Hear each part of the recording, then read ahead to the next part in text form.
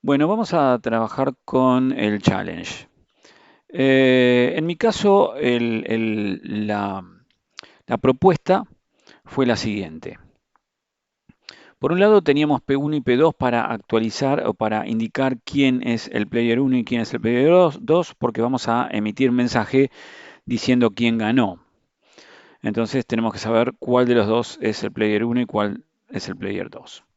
Entonces, en el Paddle 1 Score, que justamente apunta a este 0 que arranca acá, simplemente agregué el texto P1 y un espacio delante del 0. En el Paddle 2 Score, exactamente lo mismo, Player 2, espacio 0. Con eso está solucionado, más lo que vamos a ver a nivel de desarrollo en el script del Game Manager. Pero aprovechando que estamos ya con el Canvas, agregué dos textos más del tipo Text Mesh Pro, dos textos más. A uno lo llamé Player 1 Wins y simplemente lo que tiene es en Player 1 Wins, press X to init or Q to exit. Además, tiene el centrado, tanto horizontal como vertical, y tiene el wrapping disable para que no baje de renglón. El wrap es para que cuando no le alcancen los 200 de width que tiene por acá, baje de renglón y genere un renglón nuevo. En cambio, con el disable de wrapping, eso no lo va a hacer y va a mantenerse en la misma línea. Es decir, que si acá activo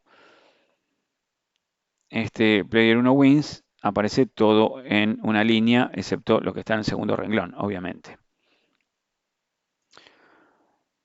Mantenemos tanto el player 1 wins como el player 2 wins apagados porque la aparición de estos va a ser a través del Game Manager.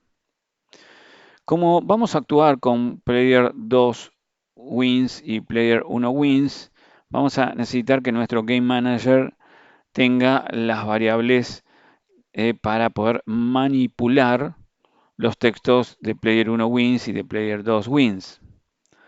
Entonces, esto lo vamos a completar luego. Ya está completado aquí, pero agregamos estas dos variables que vamos a ver en el script del Game Manager. Así que entramos al script del Game Manager y vamos a arrancar desde el principio. Para los textos, así como teníamos los textos del Paddle 1 Score y del Paddle 2 Score, agregué el Player 1 Wins Text y el Player 2 Wins Text, también del tipo Serialized Field. Y o digamos con la modalidad Serialized Field de tipo privado y de tipo TMP Text, Text Mesh Pro Text. Entonces, a los efectos de completar el texto correctamente en el Paddle 1 Score y en el Paddle 2 Score, agregué el prefijo P1, porque si no, al actualizar esto en el Paddle 1 Score Text y al igualar, va a quedarme solamente el valor del Paddle 1 Score convertido en string, pero no el P1 adelante, así que lo agregamos. Lo mismo en el Paddle 2 Score. El espacio en blanco, obviamente, para separar respecto del valor. Y luego agregué la condición para saber si ganó uno o ganó otro, de que si llegó el Paddle 1 Score a 15, active el Player 1 Wins Text. Entonces, el Player 1 Wins Text está aquí declarado y acuérdense que hay que activarlo. En este caso, tanto al Player 1 como al Player 2 no les creé propiamente un Game Object a cada uno. Por lo tanto, para poder utilizarlo como Game Object, si bien es un texto, y al no estar incluido dentro de un Game Object, le tengo que agregar el la propiedad GameObject, con lo cual va a tratar al player1WinText como un GameObject. Y a ese GameObject establecerlo activo, cosa que aparecía inactivo al principio en la declaración del editor. Y acá, en el caso de que se haya arribado a 15 puntos, se activa el player1WinText. Entonces, de esta manera, al no estar dentro de un GameObject, lo tenemos que declarar como un GameObject en su utilización. En el Paddle2Score exactamente lo mismo. Vamos a activar el texto de player2WinText en el caso de que el player2 haya llegado a 15, con el Paddle2Score en 15. Entonces, con esto disparamos la activación de un menú u otro. Entonces, una vez activo el menú, tenemos que evaluar qué se oprimió, si la X o la Q. Entonces, eso tiene que estar permanentemente siendo consultado, por eso se lo hace en Update. En Update, entonces, ¿cómo sé si un menú u otro está activo? A través de esta variante del GameObject, a través de esta propiedad del GameObject, que es consultar si está activo en Hierarchy.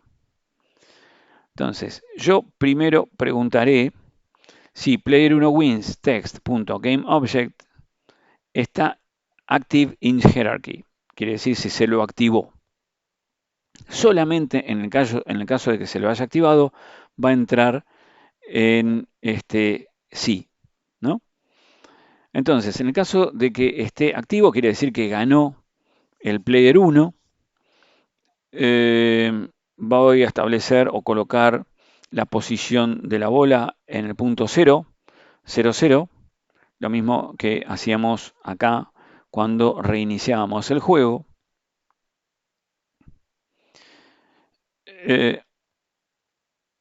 Podría también hacer directamente un restart. Entonces colocar la posición de la paleta 1 y la paleta 2 en la posición 0 de cada uno en horizontal.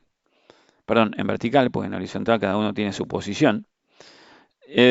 Y consulto si lo que se presionó fue la X. Si fue la X, entonces player1WinText GameObject set active false, es decir, apago el menú, coloco al Paddle1Score en -1 y ejecuto el Paddle1Score. ¿Por qué? Al ejecutar el Paddle1Score, lo que hace es sumarle más un valor y le coloca el P1 y le va a poner en 0. Pero simplemente podría haber...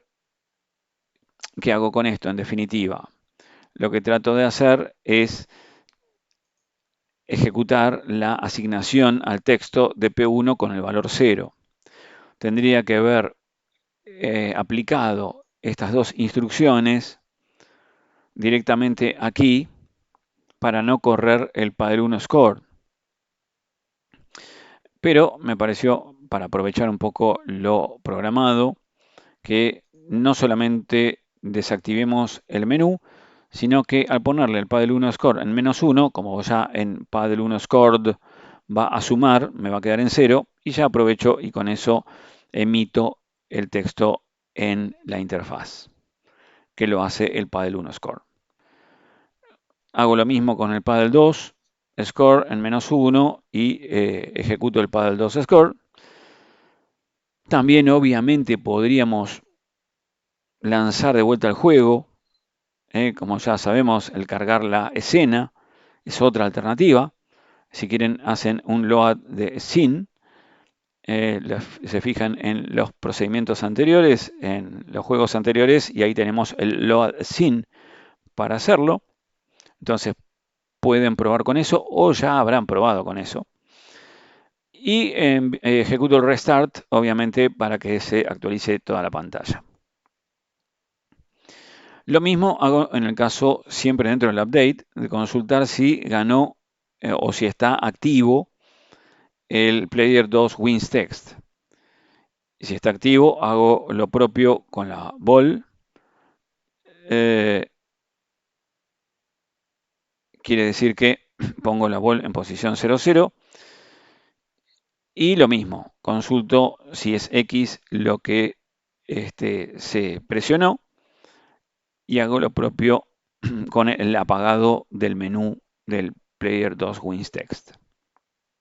Ahora, para saber si quiso salir, primero, con esto evito de que se presione Q en cualquier momento o se presione X en cualquier momento, porque al no consultar si el menú está activo, X y consultar directamente por la X presionada,